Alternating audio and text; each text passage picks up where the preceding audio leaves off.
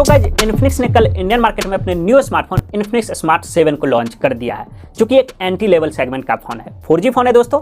72999 से इसकी price India में स्टार्ट हो रही है और प्राइस के हिसाब से स्मार्टफोन अच्छा है, इनफैक्ट काफी अच्छा है, क्योंकि इस फोन के अंदर आपको काफी सारी चीजें बहुत अच्छी देखने को मिलती है। तो गाइस, अगर आप इस फोन को खरीदने की सोच रहे हो तो ले सकते हो, दिक्कत नहीं होगी। लेकिन उससे पहले आप ये वीडियो पूरा देख लीजिए, क्योंकि इस वीडियो के अंदर मैं आपको इस फोन के सभी कंफर्म स्पेसिफिकेशन एंड प्राइस के बारे में तो बताऊंगा ही, इसके अलावा यहाँ पे आपको कौन कौन से फीचर्स देखने को मिलते हैं और क्या क्या कमियां दी गई है इसकी भी जानकारी दूंगा। तो उसके लिए चैनल पे अगर आप नए हो तो सब्सक्राइब कर लीजिए एंड वीडियो आपको थोड़ी सी भी अच्छी लगती है तो लाइक जरूर कीजिएगा।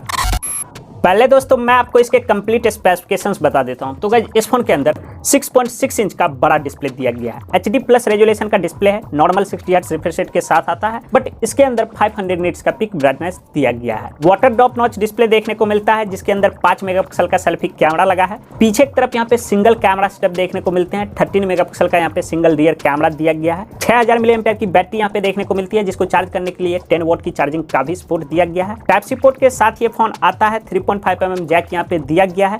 डेडिकेटेड कार्ड स्लॉट भी यहाँ पे देखने को मिलता है और rear mounted fingerprint sensor and face unlock का सपोर्ट भी यहाँ पे दिया गया है। Android 12 out of the box ये फोन आते हैं एंड XOS के ऊपर रन करता है। इसके साथ ही दोस्तों इस फोन के अंदर फिजिकल रैम के साथ साथ 3 GB का वर्चुअल रैम भी दिया गया है और सिंगल स्पीकर के साथ ये फोन आता है। लास्ट में अगर परफॉर्मेंस के बारे में बात करते हैं तो यहाँ पे यूनी SoC का 28nm वाला पुराना ऑक्टा कोर चिपसेट लगा है। तो गाइस, यही थे इस फोन के सभी ऑफिशियल स्पेसिफिकेशंस।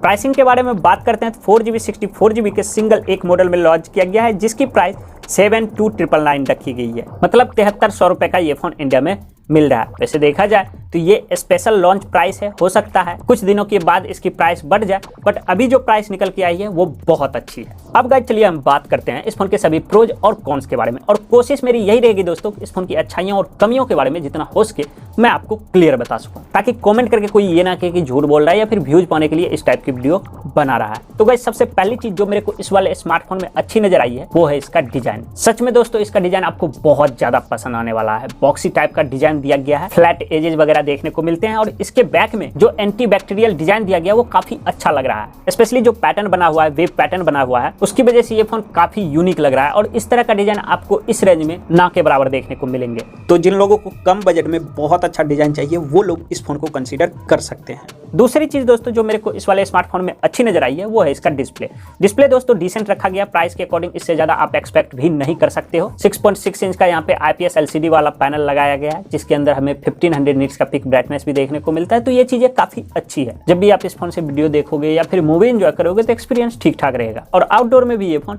ठीक ठाक तरीके से वर्क करेगा। तीसरी चीज दोस्तों जो मेरे को इस वाले स्मार्टफोन में अच्छी नजर आई है वो है इसकी बैटरी लाइफ, क्योंकि इस फोन के अंदर बड़ी बैटरी देखने को मिलती है। 6000 mAh की यहाँ पे बैटरी दी गई है, तो नॉर्मल यूजर्स को ये बैटरी लगभग 2 दिन तक का बैकअप आराम से निकाल कर दे सकता है। बाकी चार्जिंग स्पीड डिसेंट है, 10 वॉट की चार्जिंग का यहाँ पे सपोर्ट दिया गया है और इसके अंदर हमें टाइप सी का पोर्ट भी देखने को मिलता है, जो कि इस रेंज वाले बहुत कम स्मार्टफोन में देखने को मिलता है। एंड लास्ट में दोस्तों जो मेरे को इस वाले स्मार्टफोन में अच्छी चीज नजर आई है वो ये है कि इस फोन के अंदर हमें फिंगरप्रिंट सेंसर मिलते हैं। भले ही यहाँ पे हमें रियर माउंटेड फिंगरप्रिंट सेंसर का सपोर्ट देखने को मिलता है, बट यहाँ पे दिया गया है, जबकि इस रेंज वाले किसी भी स्मार्टफोन में हमें फिंगरप्रिंट सेंसर ना के बराबर देखने को मिलते हैं। हाल फिलहाल मोटोरोला ने मोटो E13 करके एक फोन लॉन्च किया था, वहां पे भी फिंगरप्रिंट सेंसर देखने को नहीं मिला था। तो इन्फिनिक्स यहाँ पे दे रही है, जो कि बहुत ही कमाल की बात है। बाकी दोस्तों कैमरा वगैरह फोन का डिसेंट है। 3.5mm जैक और डेडिकेटेड कार्ड स्लॉट का ऑप्शन इस फोन के अंदर दिया गया है। तो गाइस, अगर आप इस फोन को खरीदते हो तो इस फोन के अंदर आपको यही कुछ चीजें ऐसी मिलेगी जिसको लेकर आपको कॉम्प्रोमाइज करना नहीं पड़ेगा।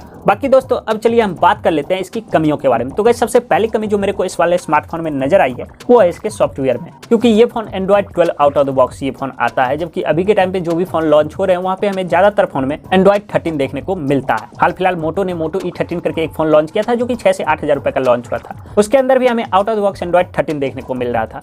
तो इन्फिनिक्स को भी यहाँ पे out of the box Android 13 देना चाहिए था, ऐसा मुझे लगता है। वैसे आप इसके बारे में क्या सोचते हो कमेंट करके जरूर बताइएगा। और दूसरी कमी दोस्तों जो मेरे को इस वाले स्मार्टफोन में नजर आई है वो है इसके परफॉर्मेंस में, क्योंकि यहाँ पे यूनी SoC वाला प्रोसेसर लगा है, जो कि काफी पुराना है और 28 नैनोमीटर फैब्रिकेशन प्रोसेस पे बना है। तो ये बैटरी को बाकी फोन के कंपैरिजन में थोड़ा जल्दी ड्रेन करेगा। इसके अलावा जब भी आप इस फोन से छोटी मोटी गेमिंग करोगे तो ये फोन हीट भी काफी अधिक होगा और कभी कभी तो फोन के अंदर आपको डे टू मिडल ऐप में भी थोड़ी बहुत प्रॉब्लम देखने को मिल सकती है। बाकी सारी चीज़ें फ़ोन में ठीक ठाक है। वैसे एक और सीक्रेट बता देता हूँ, इस फोन के अंदर हमें एक और ड्रॉबैक देखने को मिलता है। जब भी आप इस फोन से यूट्यूब वगैरह पे वीडियो प्ले करने की कोशिश करोगे तो 480p पे तो वीडियो अच्छे से चलेगा, लेकिन जैसे ही 720p पे आप वीडियो चलाते हो तो यहाँ पे आपको लैग वगैरह देखने को मिलेंगे। तो अगर आप इस फोन को खरीदोगे तो इस फोन के अंदर आपको इन 3 चीज़ों में कॉम्प्रोमाइज़ करना पड़ेगा। वैसे देखा जाए दोस्तों, फोन अच्छा है। इस प्राइस पे इन्फिनिक्स यहाँ पे बहुत अच्छी चीज़ें प्रोवाइड कर रहा है जो कि बाकी ब्रांड के फोन के अंदर हमें देखने को नहीं मिलते हैं। अगर आप लेने की सोच रहे हो, ले सकते हो। इन 3 चीज़ों में बस कॉम्प्रोमाइज़ करना पड़ेगा, बाकी कोई भी दिक्कत नहीं आएगी।